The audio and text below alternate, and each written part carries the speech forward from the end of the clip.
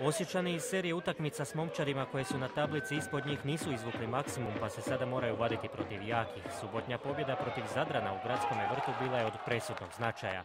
Manje zbog igre, a više zbog rezultata na noge trećeplasirane ekipe prvenstva odlazi se optimističnog raspoloženja, poručuju u taboru bijelo-plavih. Idemo najugodnijem iznenađenju Splita sa mnogobrojnim problemima, izostancima i bolesti, međutim mi želimo pokušati uz jednu kvalitetnu igru da uzmemo bod ili sva tri u Splitu i tako ćemo se postaviti. Znači idemo igrati i pokušati ostvariti rezultat i vjerujem da ćemo ga ostvariti. Karačić ne može računati na ozlijeđenog Vidakovića, izvan pogona je i Barišić te Pranjić koji se ozlijedio na treningu, dok je kapetan Smoje bolestan. Danas su bijeloplavi morali odraditi i ranije dogovoreni revijalni susret u Bijelome Brdu.